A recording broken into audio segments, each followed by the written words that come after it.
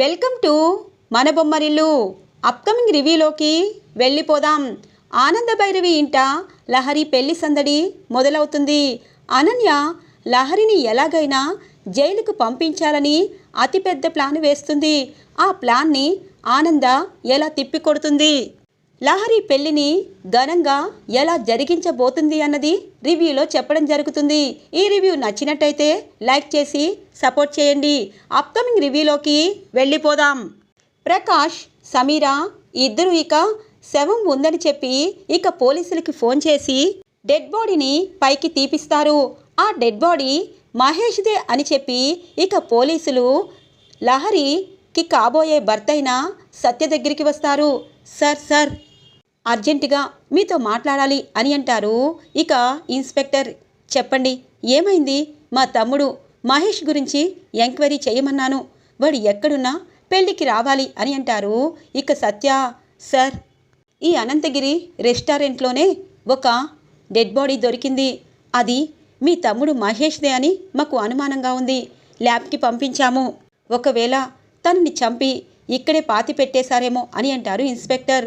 ఒక్కసారిగా సత్య పాపం బాధపడుతూ ఉంటారు. లేదు ఇన్స్పెక్టర్, మా తమ్ముడైతే కాదు, మా తమ్ముడు ఎక్కడో ఉన్నాడు అనగానే ఇంతలో కరెక్ట్గా లహరి వస్తుంది. ఇక జరిగిందంతా విని, అంటే ఇప్పుడు మహేష్ శవాన్ని వెలికి తీశారా? ఖచ్చితంగా నేనే చంపానని తెలిసిపోతుంది. నా పెళ్ళి ఆగిపోతుంది. అమ్మ పరువు ప్రతిష్ట మొత్తం పోతుంది. ఎందుకు ఇలా జరుగుతుంది? అయినా ఈ రెస్టారెంట్లో వదిన ఆ మహేష్ శవాన్ని పాతిపెట్టిందా? ఇప్పుడు ఎలా అని చెప్పి పరుగున లహరి ఇక శరణ్య దగ్గరికి వస్తుంది. ఏమైంది శరణ్య? ఆనందంగా ఉండాల్సింది పోయి ఇలా బాధపడుతున్నావేంటి అనగానే వదిన అని చెప్పి జరిగిందంతా చెప్తుంది లహరి. ఇక శరణ్యకి ఏమీ అర్థం కాదు. చూడు లహరి, ఇప్పుడు నువ్వు టెన్షన్ పడుతూ ఉంటే అందరికీ అర్థమవుతుంది. కాబోయే పెళ్లి కూతురివి, అలాగే అత్తవారింటికి వెళ్తావు. అందుకే నువ్విలా టెన్షన్ పడద్దు, నేనంతా చూసుకుంటాను, సరేనా అనగానే వదిన, లేదు నన్ను జైలుకు తీసుకువెళ్తారు అనగానే ఒకవేళ ఆ పరిస్థితి వస్తే నేనే జైలుకు వెళ్తాను. ఎందుకంటే మహేష్ శవాన్ని పాతిపెట్టింది నేనే కదా అనగానే వదిన, మా కుటుంబం కోసం ఇంకా నువ్వు ఎన్ని త్యాగాలు చేస్తావు? వద్దు వదిన అని అంటుంది. చూడు, నేను త్యాగం చేయడం కాదు, అత్తవారింటి పరువు ప్రతిష్ట నిలబడాలి అంటే అత్తయ్య గారి దగ్గర అన్నీ నేర్చుకున్నాను. నువ్వు కూడా ఒక ఇంటికి కోడలుగా వెళ్తావు. అక్కడ ఏ సమస్య అయినా నువ్వు పరిష్కరించాలి. అత్తయ్యలకి చాలా అంటే చాలా మర్యాద ఇవ్వాలి. అలాగే కష్టం వచ్చినప్పుడు కృంగిపోకుండా నిలబడి ధైర్యం ఇవ్వాలి. కోడలు అలా చేస్తేనే అత్తింటికి గౌరవం అనగానే వదిన, నువ్వు అన్నీ చెప్తున్నావు, కానీ నా విషయంలో నువ్వు బలవడం నాకు ఇష్టం లేదు అనగానే నా మీద ఒట్టే, ఈ విషయంలో నువ్వేమీ కలుగు చేసుకోబాకు. పెళ్లి కూతురివి అందంగా ఉండాలి, సరేనా అని అంటుంది శరణ్య వైపు బాధగా చూస్తూ ఇక హక్ చేసుకుంటుంది లహరి. చూడు, నా చెల్లెలికి పరిస్థితి వస్తే నేను చెయ్యనా? నా ఆడపడుచు కూడా నా సొంత చెల్లెలే అనుకుంటాను, సరేనా అని చెప్పి ఇక శరణ్య అక్కడి నుండి బాధపడుతూ బయటికి వస్తూ ఉంటుంది. ఓ, పెళ్లి కూతురు జైలుకు వెళ్లాల్సింది ఇంటి కోడలు వెళ్ళబోతుందన్నమాట. శరణ్య, నువ్వు జైలుకు వెళ్తే నాకు పర్వాలేదు, కానీ దీనికంటే ముందు ఆ లహరి జైలుకి వెళ్ళాలి. తర్వాత నిన్ను పైకి పంపించాలి. అప్పుడే కదా ఈ ఇంటి పెద్ద కోడలిగా నేనే ఉంటాను. ఆ ఆనంద కొమ్ములు విరిచేసేది. చెప్తాను, నీ సంగతి చెప్తాను అని అనుకుంటుంది ఇక అనన్య. ఆనంద భైరవి అలాగే రాజేశ్వరరావు వచ్చిన చుట్టాలందరికీ మర్యాదలు చేస్తూ చాలా సంతోషంగా ఉంటారు. లహరి దగ్గరికి వస్తుంది. లహరిని పెళ్లి కూతుర్ని చేస్తూ పెళ్లి బొట్టు దిద్దడానికి అన్నీ సిద్ధం చేస్తూ ఉంటారు. ఇటువైపు లీలావతి, అటువైపు ఇక ఆనంద భైరవి లహరిని ప్రేమగా చూస్తూ ఇక తనకి సింధూరాన్ని, కుంకుమని అలాగే గోరింటాకుని పెడుతూ ఉంటే ఇద్దరు ఒకరికి ఒకరు చూసుకుంటారు. చూడక్క, ఎంత అందంగా ఉందో నా కూతురు. ఈరోజు మనతో ఉంటుంది, రేపు అత్తవారింటికి వెళ్తుంది అనగానే అవునానంద, నాకు ఇప్పుడు నుండే బాధగా ఉంది. ఒకవైపు సంతోషం, ఒకవైపు దుఃఖం వస్తుంది కదా ఆడపిల్లల్ని కన్న వాళ్ళకి అని అంటుంది ఇక లీలావతి. ఇద్దరూ అంత ప్రేమని చూపిస్తూ ఉంటే లహరి పాపం శరణ్య గురించి ఆలోచిస్తూ ఉంటుంది. అమ్మ, మీ ఇద్దరు నాకు అమ్మలు, కానీ అమ్మ శరణ్య అమ్మ వదిన రూపంలో ఉంది. నా కష్టాన్ని తనతో చెప్పుకున్నాను, కానీ తను జైలుకు వెళ్ళడం నాకు ఇష్టం లేదు. ఏదైతే ఏమైంది, ఖచ్చితంగా నేనే పోలీసులకి లొంగిపోతాను అని అనుకుంటూ ఉంటుంది లహరి. ఇది ఇలా ఉండగా పెళ్ళికొడుకు సత్య చాలా దిగులుగా ఉంటారు. ఇక వాళ్ళ అమ్మ సరోజారావు వాళ్ళ నాన్నగారు వస్తారు. ఏరా ఏమైంది, తమ్ముడు ఫోన్ చేయలేదా, వస్తాడని చెప్పావు కదా అనగానే, అమ్మ తమ్ముడు గురించి ఎంక్వైరీ చేశాను, కానీ తమ్ముడి విషయంలో ఎవరో మనకి ఫోన్ చేసి రాంగ్ ఇన్ఫర్మేషన్ ఇచ్చారు. కానీ తమ్ముడు తమ్ముడు ఈ రెస్టారెంట్లోనే ఎక్కడో అని చెప్పి ఆగిపోతూ, ఇప్పుడు మమ్మీ డాడీకి ఈ విషయం చెప్తే బాధపడతారు. ఖచ్చితంగా ల్యాబ్ రిపోర్ట్స్ వచ్చాక పూర్తిగా తెలుసుకున్నాక, దీని వెనకాల ఎవరున్నదని తెలుసుకున్నాక అప్పుడు చెప్పాలి అని చెప్పి, లేదమ్మా తమ్ముడు ఫ్లైట్ మిస్ అయిందంట, అందుకే ఒక 2 గంటల తర్వాత వస్తారు అనగానే, అవునా, వాడు లేకపోతే ఈ పెళ్లిలో సందడే లేదురా, వాడు వస్తాడని ఎన్ని రోజుల నుండో ఎదురు చూస్తున్నాను అని అంటారు సరోజారావు. ఇంతలో ఆనంద వస్తుంది. పెళ్లి కొడుకుని చూసి దిష్టి తీస్తుంది. మీ అల్లుడు కదా, కాలు కడుగు కన్యాదానం ఇవ్వాలి వదిన గారు అనగానే, తప్పకుండా అన్నీ నా కూతురికి ముచ్చట్లు తీరుస్తాను. అలాగే వియ్యాల వారిని మేము పెళ్లి మండపానికి ఘనంగా తీసుకురావాలి కదా, అలకపాన్పుపై మా అల్లుడు గారు ఏమడిగినా ఇవ్వాల్సిందే కదా అనగానే, ఎందుకు ఇవ్వరు, మీకు ఒక్కగానొక్క కూతురు, ఆడపడుచు కట్లలు కానుకలు అన్నీ ఇచ్చేశారు, ఇంకా ఇస్తానంటున్నారు అనగానే, అయ్యో ఆడపిల్ల కన్నాక అవన్నీ అమ్మవాళ్ళు దాయాలి, ఎందుకంటే ఆడపిల్లకి ఘనంగా ఇంటి నుండి పంపించాలి, లేని వాళ్ళు కూడా ఏదో ఒకలాగా చేస్తున్నారు, అది ఆనవాయితీ, ఆ ఆనవాయితీలంతా పెద్దవారు పెట్టారు కాబట్టి ఇప్పటికీ కొనసాగుతున్నాయి అని అంటారు ఆనంద. ఇక ఆనంద సత్యవైపు చూస్తూ, ఎందుకు అల్లుడు గారు దిగులుగా ఉన్నారు, ఏమైంది అని చెప్పి, మీ తమ్ముడు రాలేదా అల్లుడు గారు అనగానే, ఆంటీ తమ్ముడు ఇంకో 2 గంటల్లో వస్తారు అనగానే, సరే అని చెప్పి ఇక ఆనందంగా వెళ్తూ ఉంటుంది. ఇంతలో గదిలో ఏదో అలికిడి వినిపిస్తూ ఉంటుంది. ఇక ఆనందకి ఇక శేఖరం ఏడుస్తూ ఉంటారు. వసే రాక్షసి, నా చేతులు కట్టేశావు కదే, నా కూతురు నా కళ్ళెదిటే ఉంది, ఇప్పుడు అది పిచ్చిదే అయిపోయింది, కానీ ఇదంతా నీ వల్లే, నా కూతురు అనన్య, నా భార్య కాంచన, అలాగే నా అన్న, అలాగే ఇటువైపు గీత, సొంత గీత నీ చెల్లెలే, ఈ ఆనంద ఇంటికి వాళ్ళు వియ్యాలవారు, నువ్వు దరిద్రంలా చేరుకున్నావు, నా కూతురు గురించి నాకు చెప్పి బ్రతికిపోయావే, కానీ నా కూతురు నీ వల్లే పిచ్చిదై ఉంటుంది, నీ బుద్ధులన్నీ దానికి చెప్పేసుంటావు, నా కూతురికి నేను నాన్ననని చెప్పేస్తాను, దాన్ని మారుస్తాను, ఇంత పెద్ద ఇంటికి కోడలైనందుకు సంతోషపడమంటాను అని చెప్పి అనుకుంటూ ఉంటారు. శేఖరం ఎందుకు ఏడుస్తున్నావు అని అంటారు ఆనందభైరవి వచ్చి. అమ్మ ఏమీ లేదు అనగానే, లేదు శేఖరం, నువ్వు దేనికోసమో బాధపడుతున్నావు, ఏమైంది, ఎప్పుడు నువ్వు నిజాయితీగా ఉంటావు అనుకున్నాను, ఆ కాంచన విషయంలో నువ్వెందుకు ఇలా మారిపోతున్నావు అనగానే, ఇక కాళ్ళు పట్టుకుంటాడు ఆనందభైరవి దివి. ఇక శేఖరం ఏమైంది అనగానే, అమ్మ మీ కాళ్ళు పట్టుకున్నా నేను చేసిన తప్పుకి క్షమాపణ కుదరదు, ఎందుకంటే ఆ కాంచన నా భార్యమ్మ, అలాగే నా కూతురు అనన్యమ్మ అనగానే, ఏం మాట్లాడుతున్నావు, ఇంట్లో నా కూతురు పెళ్లి జరుగుతుంది, ఇప్పుడేమో కాంచన నీ భార్య, అనన్య నీ కూతురు అంటావా, కాంచన అనన్య పెద్దమ్మ అనగానే, లేదమ్మా కాంచన నా భార్య, పెళ్ళైన సంవత్సరానికే నా బిడ్డని తీసుకొని వెళ్ళిపోయింది, నా దగ్గర డబ్బు లేదనింది కానీ అని అంటారు. ఇంతలో ఇక శరణ్య వాళ్ళ అమ్మా నాన్న వస్తారు. అంటే అనగానే, అయ్యో వదిన గారు, అతను చెప్తున్నది నిజమే, కాంచన నా సొంత అక్క, ఫస్ట్ మా ఆయనకి పెళ్లి చేసుకోవాలనుకుంది, తర్వాత అనుకోకుండా శేఖరానికి చేసుకుంది, అప్పటికే పాప పుట్టేసరికి తను వెళ్ళిపోయింది, ఇప్పుడు మిమ్మల్ని మోసం చేసినందుకు మమ్మల్ని క్షమించండి, అనన్య మా కూతురు కాదు, శేఖరం కాంచన కూతురు, ఆ విషయం మాకు ఇప్పుడే తెలిసింది, మమ్మల్ని క్షమించండి అని అంటారు. ఆనంద ఒక్కసారిగా షాక్ అవుతుంది.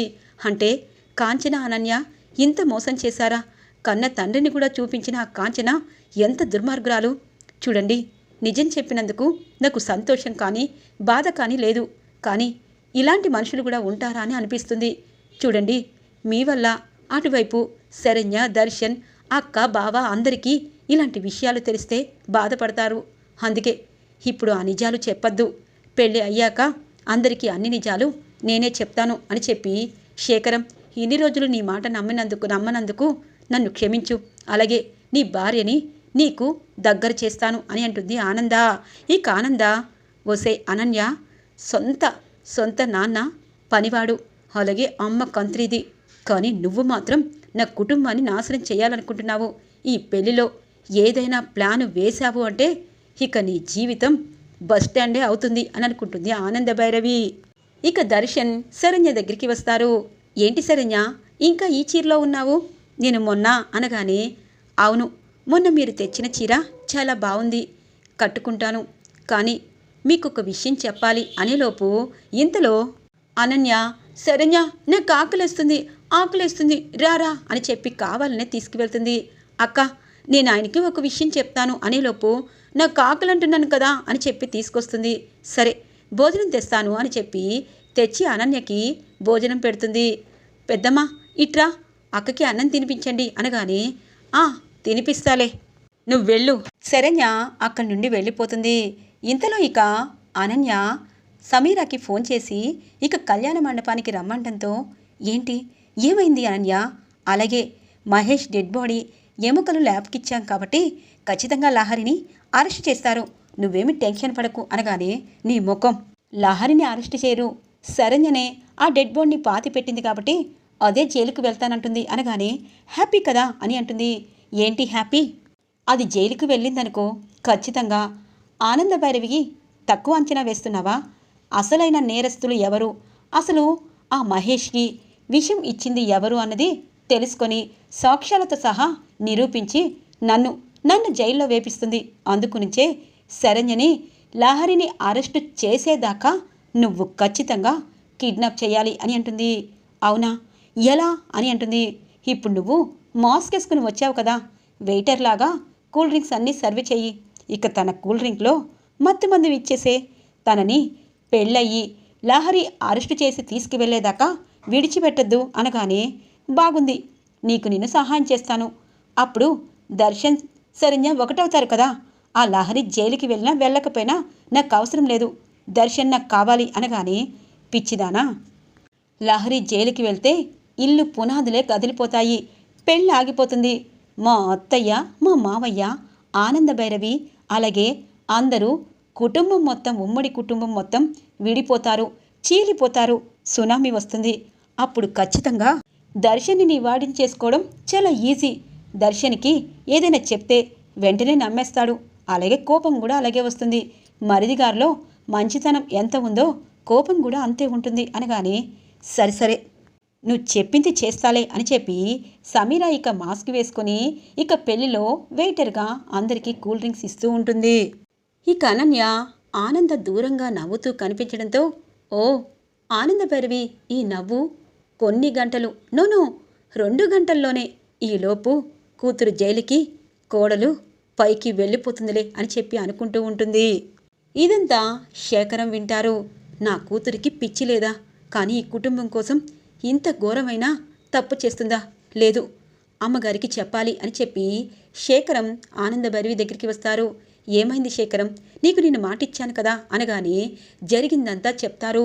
ఒక్కసారిగా ఆనంద షాక్ అయిపోతుంది. కరెక్ట్గా అప్పుడే సమీరా శరణ్యకి కూల్ డ్రింక్ తీసుకుని వచ్చి ఇక దర్శన్ ప్రేమగా ఇస్తున్నాడని నమ్మించి కూల్ డ్రింక్ తాగిస్తుంది. ఇక శరణ్య స్పృహ కోల్పోవడంతో ఇక జాగ్రత్తగా కారులో ఎక్కించుకొని సమీర తనని తీసుకుని వెళ్ళిపోతుంది. ఇక ఆనందకి విషయం తెలియడంతో శరణ్యని మొత్తం వెతుకుతూ ఉంటుంది. ఎక్కడా కనిపించదు. అంటే శరణ్యని తీసుకువెళ్ళి నా కూతురికి జైలు పాలు చేస్తావా?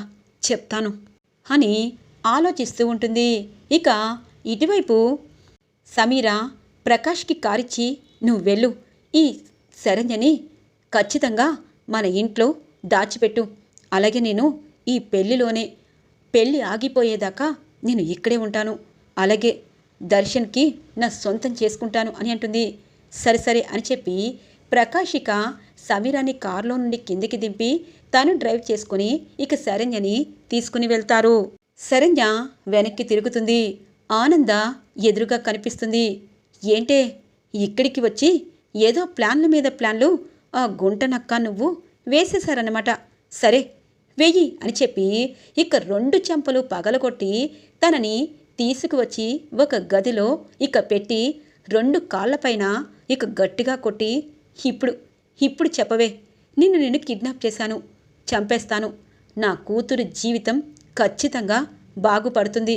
ఎందుకంటే మీరు ఏం చేశారు అన్నది ఖచ్చితంగా నేను అందరి ముందు చెప్తాను. ఈ అనన్యని జైలుకు పంపిస్తాను. దానితో పాటు నిన్ను పంపిస్తాను. ప్రకాష్, నీ అన్నని కూడా పంపిస్తాను. ముందు మర్యాదగా శరణ్యని వదిలిపెట్టమను. లేకపోతే అనన్యని మాత్రమే జైలుకు పంపించి నిన్ను మాత్రం పైకి పంపిస్తాను అని అంటుంది ఇక ఆనంద. ఇక భయంతో కొట్టిమిట్లాడుతూ, వద్దంటీ, నన్ను చంపద్దు. నేను శరణ్యని వదిలేసి నేను మా అన్నయ్య విడిచి వెళ్ళిపోతాము. అనన్య దీని అంతటికి కారణం. మాకు లేనిపోని ఐడియాస్ ఇచ్చి మా ప్రాణభయం తెప్పించింది. ప్లీజ్ ఆంటీ అనగానే, ముందు ఎక్కడి దాకా కారులో శరణ్యని తీసుకువెళ్ళాడో రిటర్న్ అక్కడి దాకే తీసుకువెళ్ళి వెనక్కి తిరిగి కళ్యాణ మండపానికి తీసుకురమ్మను. లేకపోతే నీ గొంతులో కత్తి దిగుతుంది. ఎందుకంటే నా కుటుంబం కోసం నేను ఏదైనా చేస్తానే అని అంటుంది ఆనంద. ఇక ప్రకాష్కి ఫోన్ చేసి శరణ్యని వెంటనే కళ్యాణ మండపానికి తీసుకురమ్మంటుంది సమీరా. ఇక శరణ్య, అత్తయ్య గారు అని అంటుంది. అమ్మా, ఇప్పుడు దాకా నిద్రపోయావా? త్వరగా వెళ్ళి పట్టుచీర కట్టుకో. ఇంకొక గంటలో లహరి పెళ్ళి. అలాగే లహరికి కళ్యాణ మండపానికి తీసుకువచ్చాము. అలాగే లహరితో గౌరీ పూజ చేపిస్తున్నాము అని అంటుంది. సరే అత్తయ్య అని చెప్పి దర్శన్ అలాగే ఇటువైపు శరణ్య మ్యాచింగ్ బట్టలతో చాలా అందంగా రెడీ అయ్యి ఇక కళ్యాణ మండపం దగ్గరికి వస్తారు. ఇక లహరి పెళ్ళిని చక్కగా అందరి సమక్షంలో ఇక సత్య లహరి పెళ్ళిని జరిపిస్తూ ఉంటారు. ఇప్పుడు పోలీసులు వస్తారు అని చెప్పి అనన్య ఎదురు చూస్తూ ఉంటుంది. ఎంతకీ పోలీసులు రారు. అలాగే లహరి సత్య పెళ్ళి జరుగుతూ ఉంటుంది. ఇటు దర్శన్ శరణ్య ఆనందంగా చూస్తూ ఉంటారు. ఇక లీలావతి అలాగే కోటేశ్వరరావు అందరూ లహరి పెళ్ళిని చాలా అంటే చాలా కన్నుల వైభవంగా చూస్తారు. లహరి మెడలో 3 ముళ్ళు వేస్తారు సత్య. ఇక లహరి అలాగే సత్య తలంబ్రాలు, జీలకర్ర బెల్లం అలాగే హోమగుండం చుట్టూ తిరిగి పెళ్లిని పూర్తి చేస్తారు. ఆనందభైరవి కుటుంబం. అనన్య రగిలిపోతూ ఉంటుంది, తట్టుకోలేకపోతుంది. ప్రకాష్ సమీరాకి ఫోన్ చేస్తూ ఉంటుంది. వాళ్ళిద్దరి ఫోన్లు స్విచ్ ఆఫ్ రావడంతో చా అని చెప్పి గింజుకుంటూ ఉంటుంది. ఈరోజు రివ్యూ ఇలా ఇంట్రెస్టింగ్గా ఎండ్ అవుతుంది ఫ్రెండ్స్. రాబోయే రివ్యూ కోసం మా ఛానల్ని సబ్స్క్రైబ్ చేసుకోండి. Thanks for watching friends.